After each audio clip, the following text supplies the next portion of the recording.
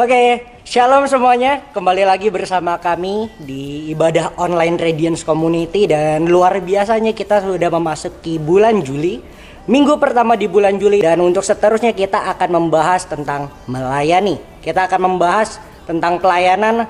Dan seperti yang sudah dikatakan oleh firman Tuhan, biarlah rohmu menyala-nyala dan layanilah Tuhan. So dalam bulan ini kita akan mempersiapkan diri kita untuk melayani lebih lagi. So teman-teman, tanpa berlama-lama lagi kita akan menyembah Tuhan, kita akan memuji Tuhan, dan kita akan mendengarkan firman Tuhan. Dan inilah Radiance Community.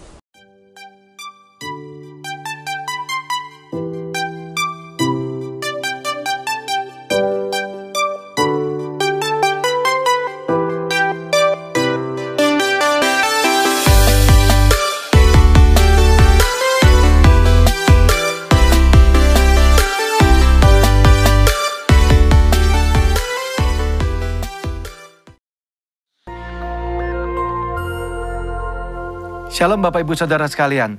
Hari ini kita akan membahas tentang ibadah online dan ibadah offline. Pandemi COVID-19 yang terjadi di tahun 2020 telah membawa begitu banyak perubahan dalam kehidupan kita semua. Cara kita belajar berubah, cara kita bekerja sekarang juga harus berubah. Begitu juga dengan cara kita hidup, semuanya telah berubah. Termasuk bagaimana cara gereja menjalankan ibadahnya hari-hari ini. Gereja berpindah dari ibadah offline menjadi ibadah online untuk menyikapi situasi yang sedang berkembang. Pertanyaannya, apakah ibadah online itu sesuai dengan firman Tuhan atau tidak? Untuk itu, mari kita belajar tentang apa itu gereja. Dalam Matius 16 ayat yang ke-18, firman Tuhan berkata, "Dan aku berkata kepadamu, engkau adalah Petrus, dan di atas batu karang ini, aku akan mendirikan jemaatku, dan alam maut tidak akan menguasainya." Kata jemaat di sini diambil dari bahasa asli yaitu eklesia. Ek artinya keluar dan kalein artinya memanggil. Eklesia, Tuhan memanggil umatnya dari dalam dunia untuk masuk ke dalam kerajaan Allah. Dari pengertian ini kita bisa mendapati pemahaman bahwa gereja itu bukan bicara soal gedung, tempat, organisasi, dan lain sebagainya. Tapi gereja berbicara tentang orang-orang yang ada di dalamnya. Gereja adalah perkumpulan orang-orang kudus yang menerima keselamatan lewat pengorbanan Yesus di kayu salib, yang percaya bahwa Yesus adalah Tuhan, penuh dengan Roh Kudus dan hidupnya sesuai dengan firman Tuhan. Itulah gereja yang sesungguhnya. Dan kita adalah gereja. Ya, Anda adalah gereja. Kitalah semua gereja yang sesungguhnya. Sekarang bagaimana dengan ibadah online? Apakah ibadah online itu Tuhan berkenan atasnya? Apakah Tuhan menyertai ibadah online? Apakah ibadah online adalah sesuatu yang sah dan benar untuk kita lakukan? Jawabannya tentu saja iya. Tuhan pasti menyertai ibadah online. Tuhan hadir di dalam ibadah online. Dan ibadah online adalah ibadah yang sah dan boleh kita lakukan. Apa dasarnya? Ingat, gereja bukan bicara soal gedung, tempat, dan organisasi. Tapi gereja berbicara tentang orang-orang yang ada di dalamnya.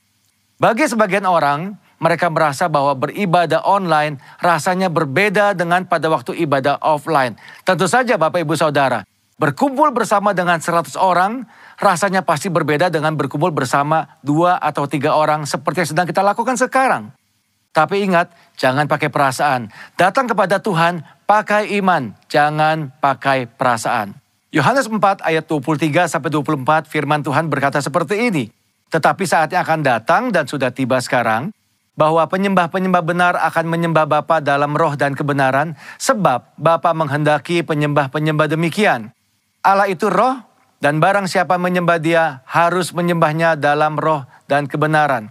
Dikatakan bahwa kita itu menyembah Tuhan yang adalah roh.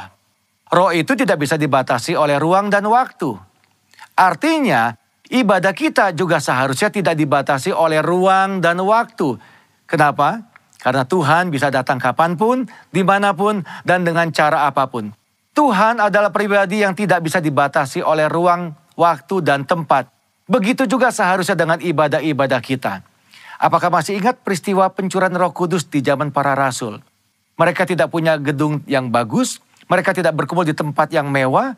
Mereka tidak punya peralatan sound system seperti yang kita miliki sekarang. Tetapi lihat apa yang terjadi pada waktu mereka berkumpul bersama-sama sebagai sebuah gereja. Unity di sana. Tuhan melepaskan, mencurahkan rohnya atas mereka semua. Yang paling penting adalah esensinya, bukan caranya. Ibadah secara online adalah cara untuk kita melakukan sesuatu dalam menyikapi situasi yang ada hari-hari ini. Tetapi yang tidak boleh berubah adalah esensi daripada ibadah itu sendiri. Apa esensi dari sebuah ibadah? Tuhanlah yang menjadi pusat dari semua yang kita lakukan pada waktu ibadah itu berlangsung. Cara bisa berubah, cara hari ini bisa berbeda dengan cara tahun yang akan datang. Tetapi esensi dalam sebuah ibadah tidak pernah boleh berubah. Selain daripada itu, apakah kita sadar bahwa lewat ibadah online, firman Tuhan itu tersebar lebih jauh dan lebih luas daripada yang pernah kita bayangkan sebelumnya.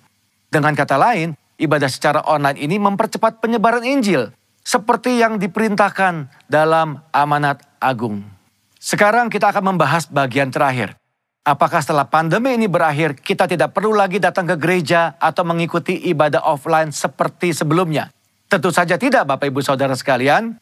Ada 3 alasan kenapa kita tetap harus datang ke gereja berkumpul bersama-sama seperti yang kita lakukan di masa sebelumnya. Alasan yang pertama, 1, adalah atmosfer atau suasana ibadah. Yang kedua, tentang impartasi dan pengurapan kuasa Roh Kudus yang biasa dilakukan lewat penumpangan tangan. Ini sulit untuk dilakukan pada waktu ibadah secara online. Yang ketiga yang tidak kalah penting adalah tentang persekutuan bersama-sama. Ingat, gereja adalah perkumpulan orang-orang percaya.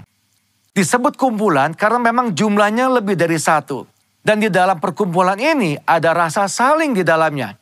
Saling sayang, saling mengasihi, saling menegur, saling membangun, saling menyapa, saling mendoakan, saling menguatkan. Nah, hal-hal seperti ini tentu sulit untuk dilakukan di dalam ibadah secara online.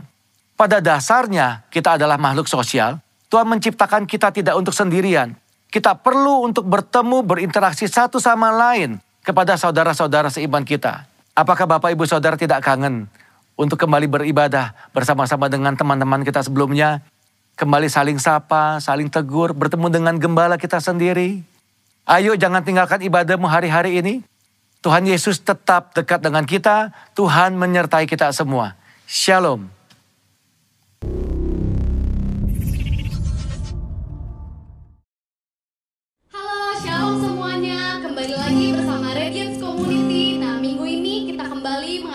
Ibadah online, aku mau mengajak teman-teman semua untuk kita siapkan hati, kita mau bersuka cita, kita mau sama-sama masuk dalam hadirat Tuhan. Kita nyanyi sama-sama ya guys.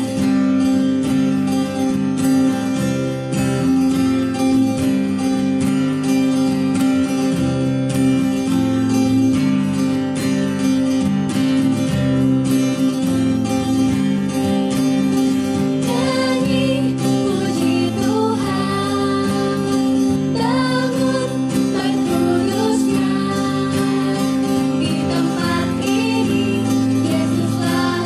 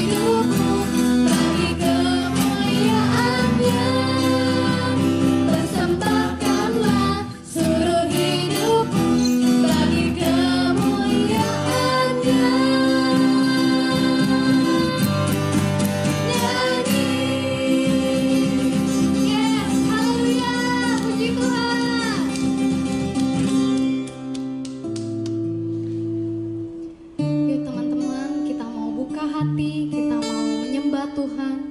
Kita mau datang ke hadirat Tuhan. Kita mau menghadap Tuhan dengan hati yang benar, dengan hati yang mau menyembah. Haleluya. Terima kasih Tuhan, kami datang,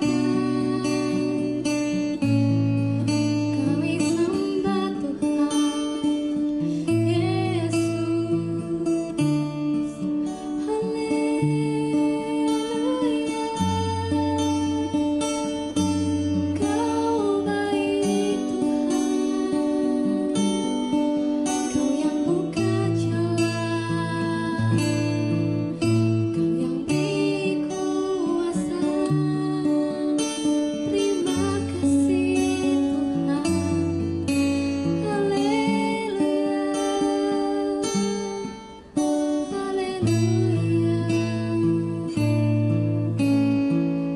Tuhan, Kau ya Tuhan, kami masih bisa ibadah pada siang hari ini Tuhan. Itu semua karena anugerah-Mu Tuhan. Terima kasih ya Tuhan. Biar ya Tuhan, apapun yang sedang kami jalani ya Tuhan, apapun ya Tuhan percobaan, rintangan di depan ya Tuhan, apapun persoalan, permasalahan, Engkau yang selalu buka jalan bagi setiap kami Tuhan. Engkau yang punya rencana, Engkau yang punya rancangan yang terbaik untuk setiap kami. Terima kasih ya Tuhan, kami yakin dan percaya Engkau yang selalu buka jalan.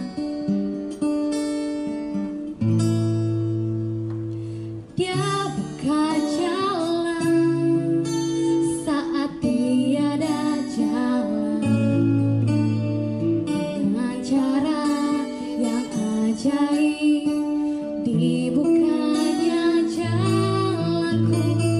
Dia menuntunku dan memeluk diriku.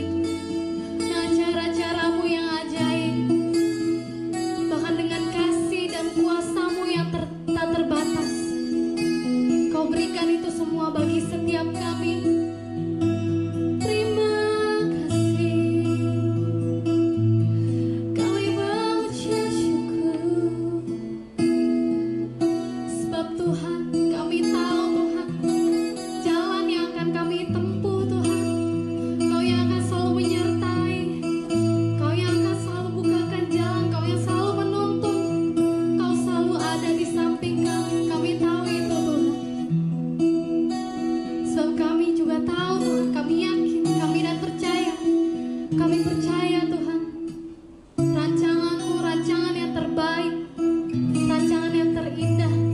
Bahkan waktu-Mu, waktu yang Kau berikan itu yang terbaik bagi setiap kami. Walaupun nanti jalan di depan kami tidak mengerti apa yang akan kami rasakan, yang akan kami hadapi, tapi kami mau selalu yakin dan percaya. Kami mengimani bahwa rancangan-Mu Tuhan yang terbaik, masa depan yang penuh harapan, masa depan yang indah Kau akan berikan bagi setiap kami. Terima kasih. Waktu Tuhan pasti yang terbaik, walau kadang tak mudah dimengerti. Lewati cobaan, ku tetap percaya waktu Tuhan pasti yang terbaik. Waktu Tuhan pasti yang terbaik, walau kadang tak mudah dimengerti. Lewati cobaan, ku tetap percaya waktu Tuhan pasti yang terbaik.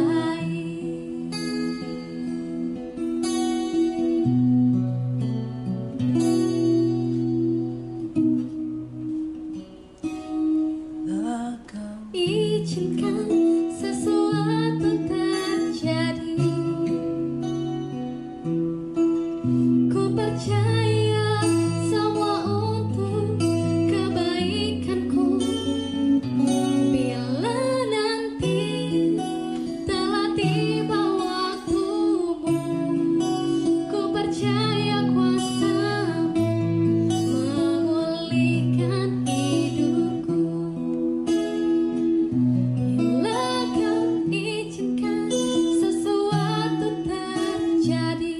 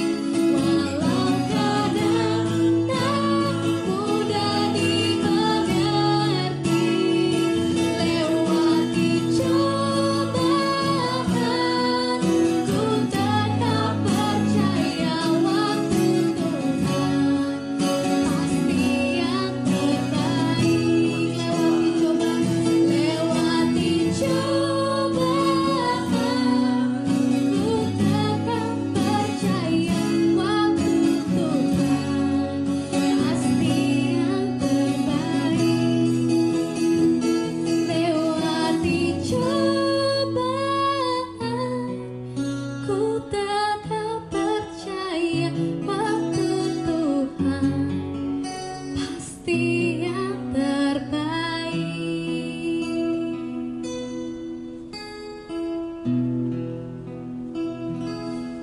kasih Tuhan. Haleluya. Sebab waktumu yang terbaik, kami percaya Tuhan. We believe in you, Lord.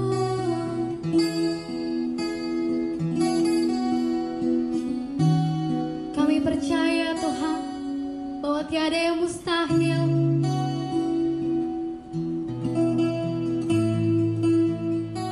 Walaupun ya Tuhan, di tengah pandemi yang masih berjalan ini, Kau tetap buka jalan bagi setiap kami. Kami masih bisa beribadah Tuhan sampai saat ini. Kami masih bisa merasakan hadirat-Mu Tuhan. Terima kasih buat segala anugerah, kasih karunia-Mu, kasih-Mu yang sempurna bagi setiap kami. Terima kasih, Jesus Lord, thank you. Kami percaya bahwa Kau selalu merancangkan yang terbaik bagi setiap kami. Sebab itu Tuhan, kami mau selalu percaya bahwa Kau yang akan memberikan jalan. Kau yang akan memberikan keajaiban mujizat bagi setiap kami. Terima kasih ya Tuhan. Kalau hati kami mau terus berada dalam hadirat-Mu Tuhan. Kami masih mau terus ada di dalam-Mu Tuhan. Sebab tanpa Engkau kami bukan apa-apa Tuhan. Terima kasih ya Tuhan buat segala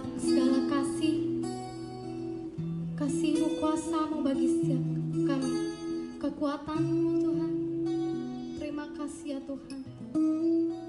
Hanya di dalam nama Tuhan Yesus kami telah berdoa dan mengucap syukur. Sama-sama kita katakan amin. Shalom Radiance, kita ketemu lagi di ibadah pertama di minggu pertama bulan Juli 2020. Gimana kabarnya teman-teman? Aku bersyukur kita masih bisa ketemu dalam ibadah online. Walaupun kita mungkin nggak bisa ketemu di ibadah offline kita di Citraland bersama-sama. Tapi aku bersyukur bahwa setiap kali saya ngikuti ibadah online dan ketemu teman-teman di live chat aja sudah merasa kayaknya luar biasa sekali. Dan aku berharap sukacita yang sama teman-teman bisa rasakan itu juga. Amin. Nah teman-teman, di bulan Juli ini kita akan memasuki tema yang baru. Kita akan memasuki tema melayani. Nah firman Tuhan berkata di Efesus 2 ayat 10 berkata seperti kayak begini. Karena kita ini buatan Allah, diciptakan dalam Kristus Yesus untuk melakukan pekerjaan baik yang dipersiapkan Allah sebelumnya. Ia mau supaya kita hidup di dalamnya. Nah teman-teman, kita ini adalah buatan Allah, diciptakan dalam Kristus Yesus untuk melakukan pekerjaan baik. Pekerjaan baik ini adalah yang dimaksud dengan melayani, pelayanan. Kita semua diciptakan untuk melayani Tuhan. Tetapi dalam pelayanan, dalam pengalaman saya pelayanan, melayani di rumah Tuhan, saya menemukan ada beberapa hal. Dan saya catat di sini ada 4 hal yang menyebabkan kita berhenti melayani, kita tidak mau melayani, kita tidak kurang greget untuk melayani ya. Yang pertama itu adalah saya mendapati adalah alasan pertama, too busy, terlalu sibuk. Saya terlalu sibuk untuk melayani Tuhan. Wow, mungkin karena emang pekerjaan yang cukup lumayan menyita waktu, kuliah yang menyita banyak waktu sekali, pagi kuliah, malam bekerja, atau mungkin juga urusan rumah tangga di rumah yang gak beres-beres, dan itu akan menyita waktu kita sehingga kita tidak mau untuk melayani Tuhan. Saya mengerti dan saya sadar dan saya benar-benar memahami setiap keadaan-keadaan yang menyebabkan kita tidak mau untuk melayani Tuhan. Karena saya percaya dan saya yakin juga karena kita memiliki prioritas. Nah teman-teman, mungkin yang harus kita coba untuk refleksi diri kita itu adalah apakah kita mengatur prioritas kita dengan benar? Apakah kita menaruh Tuhan di dalam prioritas kita? Karena saya percaya pada saat kita mau menaruh Tuhan dalam prioritas kita, kita membangun hubungan bersama dengan Tuhan. Dan kita pasti tahu Tuhan mau kita untuk melayani Dia, untuk melayani di rumah Tuhan. Nah, teman-teman, firman Tuhan yang saya dapat untuk untuk bagian pertama ini, kita terlalu sibuk, itu adalah kitab Hagai. Dan saya langsung lengkap ke Hagai 1 ayat 9 berkata seperti begini. Kamu mengharapkan banyak tetapi hasilnya sedikit. Dan ketika kamu membawanya ke rumah, aku menghembuskannya. Oleh karena apa? Demikian firman Tuhan semesta alam. Oleh karena rumahku tetap menjadi runtuhan, sedang kamu masing-masing sibuk dengan urusanmu sendiri. Nah, latar belakang kitab Hagai ini adalah bangsa Israel sudah dalam penawanan di bangsa Babel. Dan dalam bangsa Babel itu rumah bait Allah sudah dihancurkan.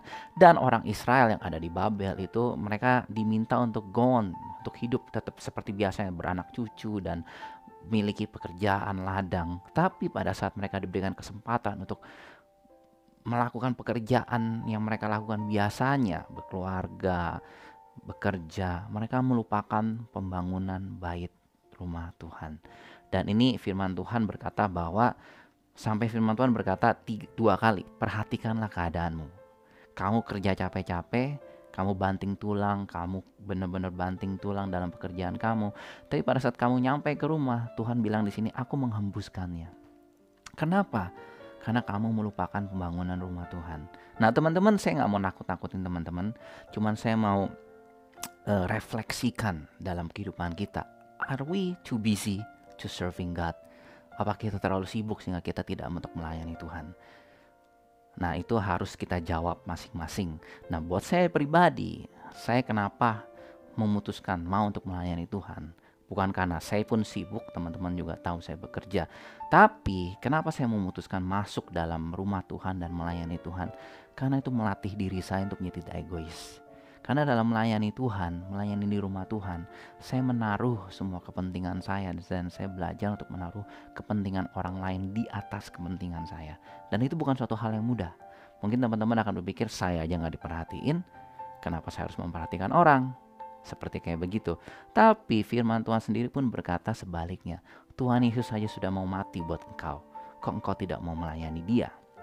Dan aku berharap bahwa kita mencoba untuk merefleksikan, kita mencoba untuk tanya sama diri kita sendiri, are we too busy to serve the Lord? Ya. Dan yang kedua itu adalah too meager. Meager itu artinya kurus, tipis. Tapi inti lain yang ingin saya sampaikan itu adalah dari kata meager itu adalah inadequate, not good enough.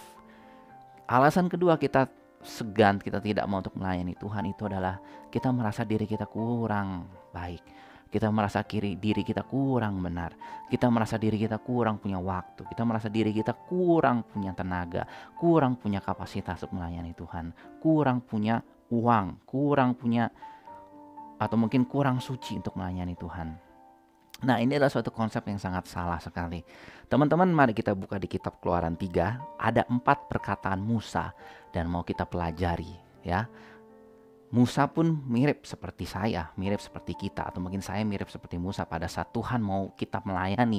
Karena Musa diminta Tuhan untuk melayani Dia untuk membawa bangsa Israel keluar dari Mesir, ya. Nah, kita buka di Keluaran 3 ayat 10. Ya. Perkataan Musa pada saat Allah berbicara kepada Musa. Perkataan Musa kayak gini, siapakah aku ini Tuhan? Maka aku menghadap Firaun dan membawa orang Israel keluar dari Mesir.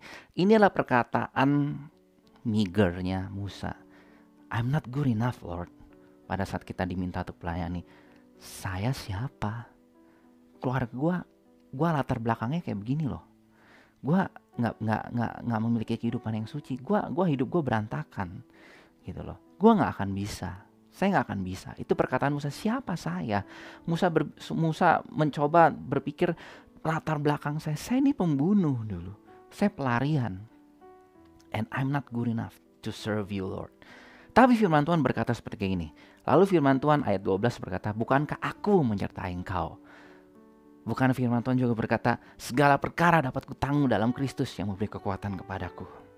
Ya, jadi ini seperti kayak serang-serangan. Musa serang sama Allah, Allah menyerang kembali Musa. Perkataan pertama Musa tadi, siapakah aku ini? Dan sering kita menanyakan diri kita sendiri kan, aduh gue siapa ya, gue gak bisa apa-apa. Tapi firman Tuhan berkata, aku menyertai engkau. Dan yang kedua perkataan Musa adalah, tetapi apabila aku mendapatkan orang Israel berkata kepada mereka, Allah nenek moyangmu telah mengutus aku kepadamu, mereka bertanya kepadaku, bagaimana tentang namanya? Apakah harus kujawab kepada mereka? Dan ini Musa mencoba levelnya dinaikin. Kalau misalnya pada saat dia berkata, Tuhan gua siapa? Gua nggak bisa. Gua kayak salah orang deh. Tuhan sudah memberikan jawaban, oke, aku menyertai kamu. Tapi Musa langsung kayak naik level, nanya lagi, saya nggak kenal kamu, saya nggak kenalmu Tuhan, saya tidak tahu kamu siapa. Dan ini Musa berprasangka bahwa dia tidak mengerti Tuhan, dia nggak tahu, dan bagaimana dia mencoba menjelaskannya kepada orang Israel. Kayak kita saja mungkin pada saat kita disuruh melayani Tuhan, ya kan, kita bingung, aduh gimana nih caranya nih, gimana cara yang WL, gimana caranya jadi asyir, gimana caranya seperti kayak gini kan, caranya bagaimana caranya, dan itu terus berkecimpung terus. Dan firman Tuhan berkata, ayat 14, beginilah firman Tuhan kepada Musa, aku adalah aku. Lagi firmannya, beginilah kau katakan kepada orang Israel, akulah aku yang telah mengutus aku kepadamu. Nah teman-teman, artinya apa? Saat kamu mau melayani Tuhan, mulai untuk melayani Tuhan, berjalanlah sesuai dengan pengertian kamu sendiri yang kamu mengerti mengenai Tuhan. Hal-hal yang kamu belum mengerti, it's okay, kamu bisa tanya dan kamu jalani dengan hati yang murni. Luar biasa sekali ya. Nah, kita masuk ke Keluaran 4 ayat 1. Nah, Tuhan, Musa masih komplain lagi. Bagaimana jika mereka tidak percaya kepada aku dan tidak mendengarkan perkataanku? Melainkan berkata, Tuhan tidak menambahkan diri kepadamu. Dan kita seperti kurang yakin. Musa seperti kurang yakin. Gimana kalau kayak begini? Gimana kalau pada saat saya pelayanan orang pada gak suka? Gimana kalau pada saat pelayanan saya nyanyi suara saya jelek dan saya kerekam dan semua macam-macam semua? Ya kan? Dan luar biasanya Tuhan berkata kayak gini. Ayat 2 berkata kayak gini. Apakah yang ada di tanganmu itu? Jawab Tuhan, tongkat. Dan pada saat tongkat itu dilempar ke tanah, menjadi ulat. Musa dia bergejolak. Oke, kalau misalnya harga diri saya rendah diri saya tidak dilihat Tuhan. Oke, saya akan mencoba. Saya nggak memiliki kapasitas apa-apa Tuhan. Musa seperti kayak gitu. Saya nggak memiliki sumber daya yang bisa dipakai untuk melayani Tuhan. Tapi Tuhan berkata, apa yang ada di tanganmu? Musa bilang tongkat. Dan Tuhan memakai tongkat itu untuk menjadi tanda mujizat. Dan ini pengalaman saya teman-teman ya. Pada saat saya melayani, saya melihat seorang anak muda. Lihat tampangnya sih culun, gak ngerti, gak bisa apa-apa. Ya kan, dan kita semua, saya pun mulai meragukan. Nih bisa main musik gak nih? Nih bisa gak nih? Tapi pada saat dia sudah mulai main piano, wah, luar biasa, hadirat Tuhan bisa dinyatakan. Jadi kayak begini, maksud saya adalah jangan banyak excuse kita untuk tidak melayani Tuhan. Kadang-kadang pertama kita, siapa saya nggak tahu Tuhan. Terus saya nggak memiliki sumber daya untuk bisa melayani Tuhan. Tuhan akan memakai semua yang ada dalam diri kita. Kita gunakan untuk bisa melayani Dia. Nah, ayat yang selanjutnya adalah Keluaran 4 ayat 10. Nah, Musa kembali lagi berbicara. Tuhan, aku gak pandai bicara. Dahulu pun tidak, dan sejak engkau berfirman kepada hamba-Mu pun tidak. Sebab aku berat mulut dan berat lidah. Nah, Musa berbicara lagi, Tuhan, saya gak bisa apa-apa lagi. Dan selalu melihat ke dirinya sendiri. Selalu melihat ke dirinya sendiri yang gak bisa. Dan Tuhan berbicara lagi kepadanya. Dan Tuhan benar-benar berkata, ingat aku menyertai engkau. Dan suatu perkataan Musa yang terakhir dan menurut saya yang cukup luar biasa bikin Tuhan marah itu adalah di ayat 13 berkata seperti kayak gini. Udah Tuhan, jangan pakai gua, utusan yang lain aja deh. Udah, lu Tuhan pakai aja yang kira-kira yang Tuhan pilih, yang Tuhan bisa utus. Jangan saya nggak bisa apa-apa. Ayat 14 berkata bahwa maka bangkitlah murka Tuhan. Nah teman-teman, kita selalu berkecimpung dalam kehidupan kita, I'm not good enough to serve the Lord. Dari firman Tuhan di Keluaran 3 dan Keluaran 4 ini kita bisa belajar bahwa Tuhan mau pakai engkau. Gak ada alasan apapun kalau Tuhan sudah berfirman, Tuhan sudah menyatakan engkau adalah alatku yang akan kupakai. Segala macam alasan kita, bahkan hal-hal yang kita nggak mengerti, hal-hal yang kita takut, hal-hal yang benar-benar kita bingungkan akan dipakai Tuhan di balik keadaannya untuk Tuhan bisa menyatakan dirinya dalam kehidupan kita. Itu sungguh hal yang luar biasa sekali. So, tidak ada lagi too meager. Okay? You are good enough to serve the Lord. Kamu sangat cukup, sangat baik untuk bisa melayani Tuhan. Amin. Nah, teman-teman, alasan yang ketiga yang saya pelajari itu adalah too pride. Terlalu sombong untuk kita mau melayani Tuhan. Ya mungkin ini sedikit sekali banyak, ya sedikit sekali yang merasa sombong. Tapi saya pernah menemukan orang yang terlalu sombong untuk melayani Tuhan. Dia merasa bahwa melayani itu adalah suatu buang-buang waktu. Melayani Tuhan adalah buang-buang uang. Melayani Tuhan buang-buang tenaga. Dan ini suatu hal yang sangat mengerikan sekali. Tapi saya mau katakan bahwa kita harus meneladani Yesus Kristus. Firman Tuhan berkata di Filipi 2 ayat 6-7 berkata seperti kayak gini.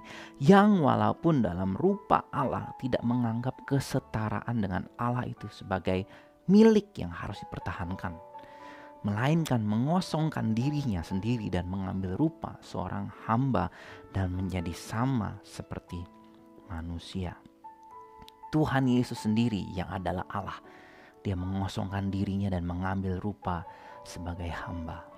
Sebagai hamba, dia membuang hal yang sangat berharga, yaitu apa? Kesempurnaannya sebagai Allah. Dan mengosongkan dirinya dan mengambil rupa seperti hamba. Ayat lagi firman Tuhan berkata di Matius 20 ayat 28 berkata bahwa anak manusia datang bukan untuk dilayani, tetapi untuk melayani.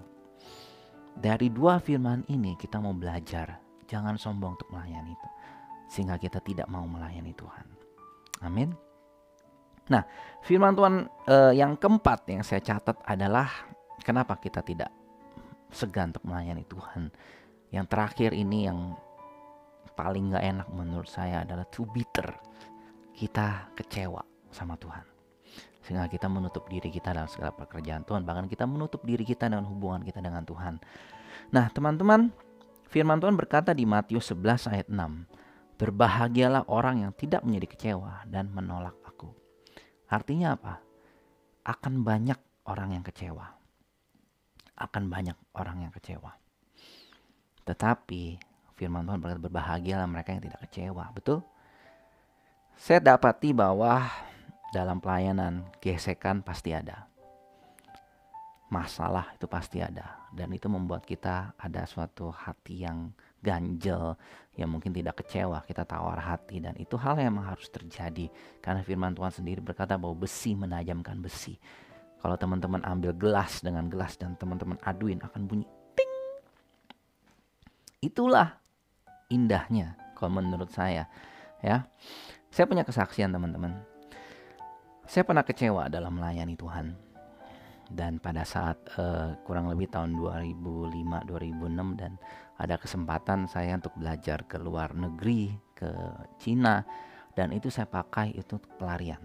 Karena saya terlalu letih melayani Tuhan, saya terlalu capek melayani Tuhan di Indonesia, di Jakarta terutama. Saya capek sekali, saya burn out dan saya banyak kecewa. Dan saya memutuskan bahwa pada saat saya datang ke negeri yang baru, oke, saya akan tetap bergereja, tapi saya nggak mau gereja orang Indonesia. Saya nggak mau kumpul sama orang Indonesia. Saya mau kumpul sama orang-orang bule, orang-orang ya selain orang Indonesia, karena permasalahannya sama semua di Indonesia. Baperan lah, mudah kecewa, mudah tersakiti, gitu loh. Tapi kalau di orang bule kan tidak seperti kayak begitu, ya kan. Jadi dalam 1 tahun pertama saya menutup diri dengan gereja Indonesia. Padahal teman-teman saya pada saat kita belajar, kita berangkat ke negeri itu, negeri Cina, kita bersama dengan orang-orang Jakarta, Indonesia. Tapi saya menutup diri. 1 tahun pertama saya tidak mendapat apa-apa. Karena kenapa? Satu, saya terlalu sombong. Ya, yang kedua, saya kecewa. Dan Tuhan mengembalikan itu semua. Dan Tuhan seperti memporak-poranda kehidupan saya di sana. Dan Tuhan memberikan saya suatu perspektif yang baru. Ya, Tuhan memberikan saya suatu gambaran yang baru, indahnya komunitas yang bersama-sama hidup dalam komunitas yang bersama-sama melayani Tuhan di gereja lokal sendiri. Dan saya belajar di situ, teman-teman. Dan sampai sekarang, dan aku bersyukur bahwa Tuhan mengajarkan saya banyak hal untuk bisa melayani Tuhan, untuk bisa masuk dalam komunitas, dalam gereja lokal. Dan aku berharap teman-teman bisa mengalami semua yang seperti saya alami, even lebih baik. Karena gini teman-teman, Tuhan mau pakai teman-teman, Tuhan mau pakai Anda, Tuhan mau pakai kamu. Dan Tuhan gak pernah melihat latar belakang kamu, Tuhan gak akan pernah melihat CV kamu, Tuhan gak akan pernah melihat prestasi-prestasi kamu. Dengan just the way you are, apa adanya, Tuhan mau pakai teman-teman. Dan itu hal yang sangat luar biasa sekali. Amin. Puji Tuhan. Oke teman-teman, sekian firman Tuhan dari saya, dan aku berdoa teman-teman mendapat suatu hal yang baru, teman-teman mendapat suatu hal yang pasti. Teman-teman jangan mau menyerah, teman-teman terus datang ke hadapan Tuhan. Yuk kita bersama-sama melayani Tuhan di Radiance Community. Tuhan berkati semua. God bless you. Gimana teman-teman? Pastinya keren banget bukan ibadah hari ini? Sangat memberkati, sangat luar biasa, dan sangat terurapi. Radiance Community tiap minggu akan menjalankan ibadah seperti ini. Bagi teman-teman yang mau mengajak teman-teman, ayo ajak. Dan minggu depan kita akan membahas tema yang sama tentang melayani. So, sekian di Radiance Community. Happy Sunday and God bless you. Always free indeed. I'm a child of God. Yes, I am. Free at last, He has ransomed me. His grace.